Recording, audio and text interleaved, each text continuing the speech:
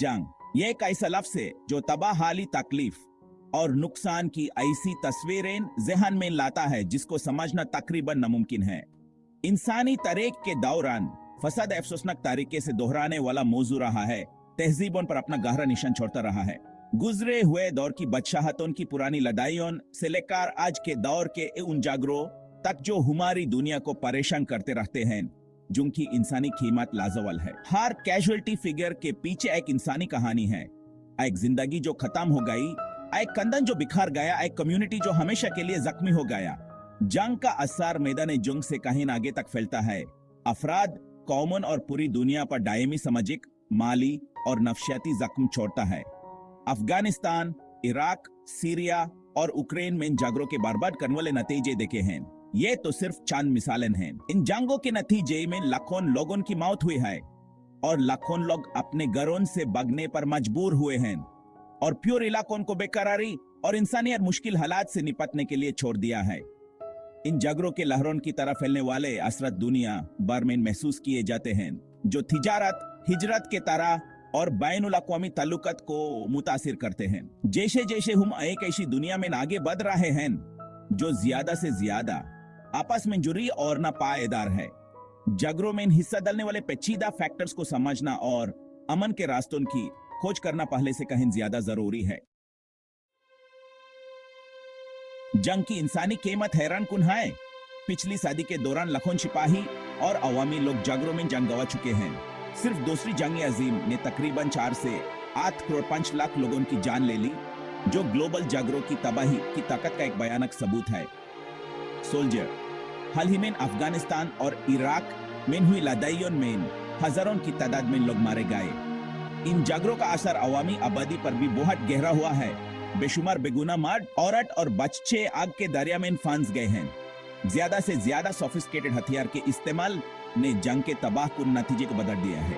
हवाई हमलों से लेकर बेहतर एक्सप्लोसिव डिवाइसेस तक आधुनिक युद्ध तबाह हाली का निशान छोड़ता है, जो मैदानी जंग से कहीं आगे तक फैलता है। जंग के नफ्सियाई जख्म उतने ही कमजोर करने वाले हो सकते हैं जितने के जिस्मानी चोट। Post traumatic stress disorder, depression और एंजाइटी उन फौजी जवानों और आवामी लोगों में नाम हैं जिन्होंने जंग के खौफनाक मंजर देखे हैं। एक ऐसी दुनिया में जो अक्सर झगड़ों में मुख्तसर होती है, कुछ मुल्क एक अलग रास्ता इख्तियार करते हैं, न्यूट्रलिटी। बैनुल अक़वामी ताल्लुकात में न्यूट्रलिटी एक रियासत की पॉलिसी की निशानदाही करता है जो दूसरी रियासतों के दरमियान लड़ाइयों में शिरकत से इज्तिनाब करती है।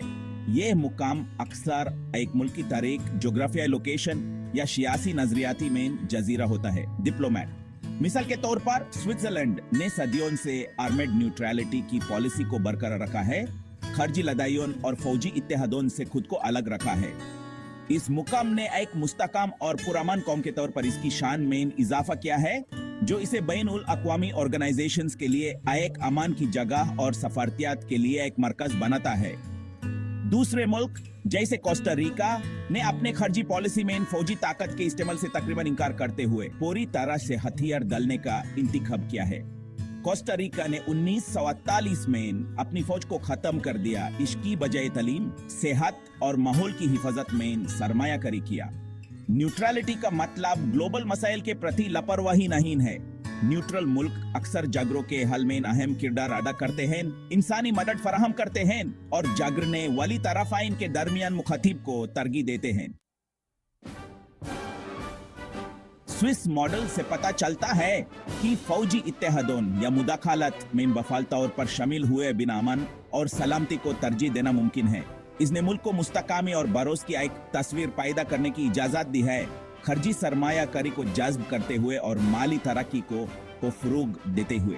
इसके अलावा स्विट्जरलैंड की न्यूट्रलिटी ने इसे बैनुल अक़वामी जागरों में एक भरोसेमंद दरमियानी बनाया है। मुल्क की अमान बातों की मेजबानी करने और झगड़ने वाली तरफों के दरमियान मुखातिब के लिए एक प्लेटफॉर्म फराहम करने का एक लंबा तारीख है।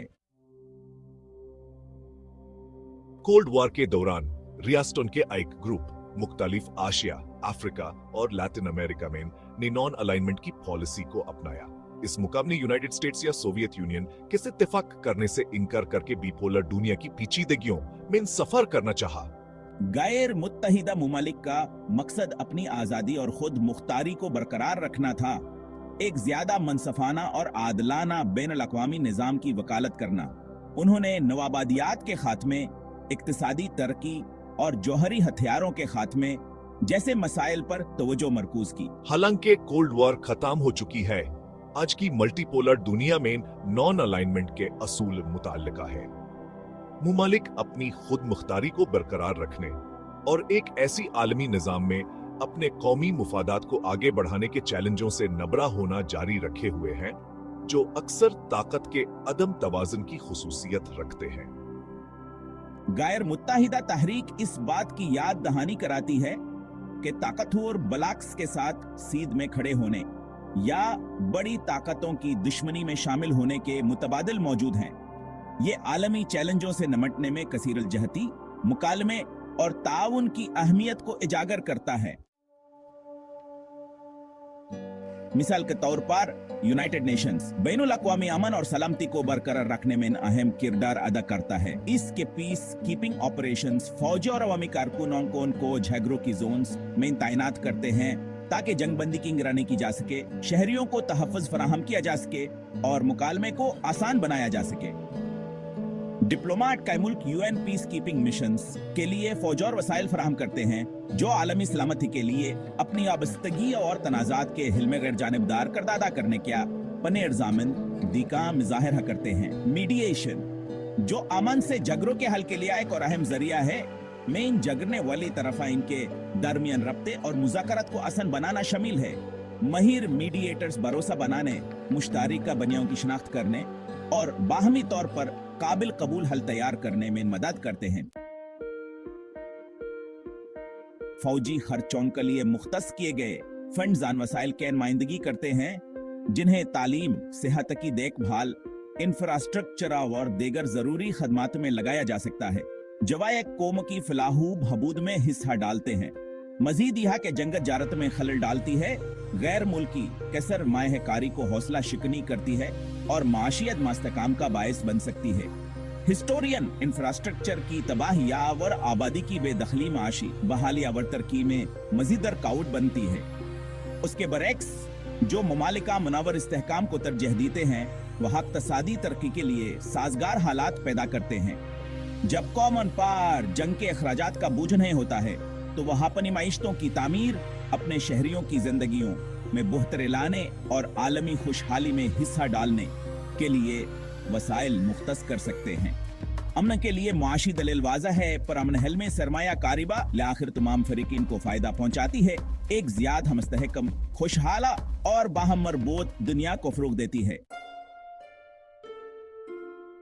हर इंसानी जिंदगी की अपनी कदर है और जंग में जिंदगी और अमलाकी की बेदरीगत तबाही एक गहरे इखलाकी ज़वाल की नुमाइंदगी करती है। जंगा कसर इंसानी फितरत के तारीख पहलुओं को उजागर करती है जिसकी वजह से मजालिमा और इंसानी हकूक की खिलाफ वर्जियां होती हैं जो अफराद, बरादरियों और इंसानियत के इज्तिमाई इज़मेर पर देर पादाग छोड़ती हैं। पीस एडवोकेट अमन का इंतखाब करने का मतलब तशद्दुद पर रहम, तबाही पर, मुकालिम, मुहावर, तनाज़ा पर ताउन का इंतखाब करना है। इसका मतलब है कि हम अपनी मुश्तरका इंसानियत को पहचाने और ऐसी दुनिया बनाने के लिए मिलकर काम करें जहां इख्तिलाफात को पुरअमन तरीकों से हल किया जाए। अमन की जिस तजवाए एक मुसलसल अमल है जिसके लिए मुसलसल कोशिश, गैर मुतज़ल्लज़ा अज़मा वर सफारतकारी, तफहीम और मुफाहमत की ताकत पर यकीन की जरूरत है। जबकि जंग में शानसानी दास्तान का ही सहारा सकती है, हमारे ऊपर इज्तिमाई जिम्मेदारी आयद होती है कि हम ऐसी दुनिया के लिए कोशिश करें जहां तनाज़ा आखिरी हरबा हो, ना ग़ेर न हो। सफारतकारी में सरमायाकारी, बैनुल-अक़वामी अदारों को मजबूत बनाने, पायदार तरक्की को फ़रोग़ देने और तनाज़ात की बनिया दीदी वजूहात को दूर करने से हम इनके लिए ज़्यादा साजगार हालात पैदा कर सकते हैं। पीस एडवोकेट अमन की सकाफ़त को फ़रोग़ देने में तालीमा हम किरदार अदा करती है। आने वाले नस्लों को तनाज़ात के हल, रवादारी और बिन सकाफ़ती तफ़हीम की अहमियत के बारे में तालीम देकर हम एक ज़्यादा पर अमन मुस्तक़बिल के लिए बीज बो सकते हैं। आखिर में अमन का रास्ता हम में से हर एक के साथ शुरू होता है। हमदर्दी को अपनाने, बर्दाश्त का मुजाहिरा करने और पुरअमन हल के लिए आवाज उठाने से हम ऐसी दुनिया बनाने में हिस्सा डाल सकते हैं जहां हिंसा की जगह मुखातिब ले और जागरे की जगह ताउन को जीत हासिल हो। ये सफर लंबा और मुश्किल हो सकता है, लेकिन अमान की खातिर कोशिश एक काबिल तारीफ कोशिश है, एक ऐसी कोशिश जो तमाम इंसानियत के लिए एक रोशन मुस्तकबिल का वादा करती है।